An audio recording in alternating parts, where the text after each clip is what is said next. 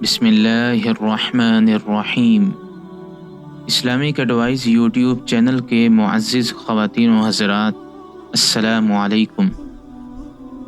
اصحاب الاخدود کا واقعہ اللہ تعالیٰ نے قرآن مجید میں سورۃ البروج میں مختصر ذکر کیا ہے۔ یہ واقعہ رسول اکرم صلی اللہ علیہ وسلم کی بعثت سے تقریباً 103 سال پہلے کا ہے، اور یہ واقعہ صحیح البخاری کے اندر موجود ہے۔ حضرت صہیب رضی اللہ تعالی عنہ سے روایت ہے کہ رسول اللہ صلی اللہ علیہ وسلم نے فرمایا، تمہارے سے پہلے ایک بادشاہ تھا، اس کا ایک جادوگر تھا۔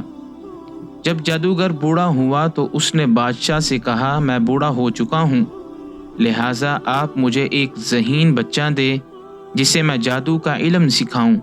بادشاہ نے اس کی طرف ایک لڑکے کو بھیجا جسے جادوگر جادو کی تعلیم دے۔ اس لڑکے کے آمد و رفت کی راہ میں ایک راہب تھا۔ وہ لڑکا اس کے پاس بیٹھتا اور اس کا کلام سنتا۔ اسے اس کا کلام اچھا لگا۔ جب لڑکا جادوگر کے پاس پہنچتا، تھوڑی دیر ہونے پر جادوگر اسے مارتا۔ لڑکے نے اس کی راہب سے شکایت کی۔ راہب نے اسے کہا، جب تو جادوگر سے ڈرے تو اسے کہہ مجھے گھر والوں نے دیر کرا دی، اور جب گھر والوں سے ڈرے تو کہہ مجھے جادوگر نے دیر کرا دی۔ یہ لڑکا اسی طرح آتا جاتا رہا۔ ایک دن اس نے دیکھا ایک بہت بڑا جانور ہے جس نے لوگوں کو آمد و رفت سے روک رکھا ہے۔ لڑکے نے دل میں کہا، آج پتہ چلے گا کہ جادوگر افضل ہے یا راہب افضل ہے۔ اس نے ایک پتھر لیا اور کہا، یا اللہ، اگر تیرے ہاں راہب کا معاملہ جادوگر کے معاملے سے زیادہ محبوب ہے تو اس پتھر کے ذریعے اس جانور کو قتل کر دے تاکہ لوگوں کی آمد و رفت جاری ہو جائے۔ چنانچہ اس نے پتھر مارا اور اسے قتل کر دیا۔ لوگوں کی آمد و رفت جاری ہو گئی۔ یہ لڑکا راہب کے پاس آیا اور اسے اس واقعے کے بارے میں خبر دی۔ راہب نے اسے کہا، آج تو مجھ سے افضل ہے، تو رتبے میں یہاں تک پہنچا ہے جو میں دیکھ رہا ہوں، اور عنقریب تو آزمائش میں مبتلا کیا جائے گا۔ اگر تجھے آزمایا جائے تو میرا پتہ مت بتلانا۔ اس لڑکے کا اس واقعے کے بعد تو یہ حال تھا کہ اندھے اور کوڑی کو اچھا کرتا اور ہر قسم کی بیماری کا روحانی علاج کرتا۔ یہ حال بادشاہ کے ایک مصاحب نے سنا جو نابینا ہو چکا تھا۔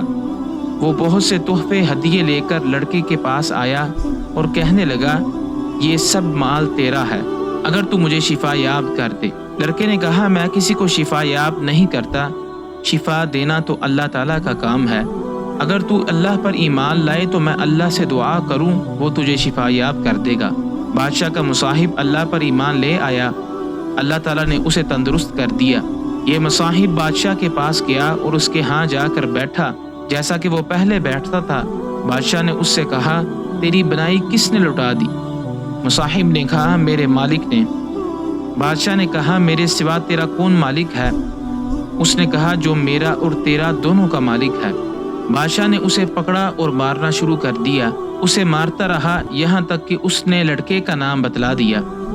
اس لڑکے کو بلوایا گیا۔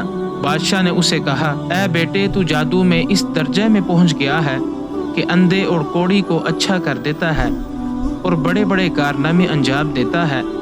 لڑکے نے کہا، میں تو کسی کو اچھا نہیں کرتا بلکہ اللہ تعالیٰ اچھا کرتا ہے۔ بادشاہ نے اسے بھی پکڑا اور مارتا رہا یہاں تک کہ اس نے راہب کا نام بتلا دیا۔ چنانچہ راہب کو لایا گیا، اس سے کہا کہ اپنے دین سے پھر جا۔ اس نے صاف انکار کر دیا۔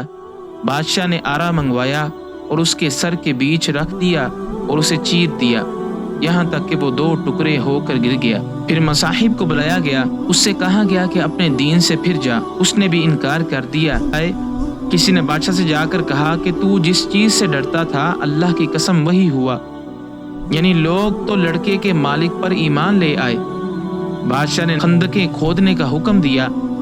چنانچہ خندقیں کھودی گئی اور ان میں خوب آگ بھڑکائی گئی، اور کہا، جو شخص اس لڑکے کے دین سے نہ پھرے اسے ان خندقوں میں دھکیل دو، یا اسے کہو کہ وہ خود ان میں داخل ہو جائے۔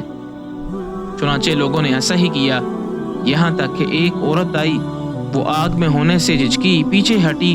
اس کے بچے نے کہا، اے ماں، صبر کر، تو سچے دین پر ہے۔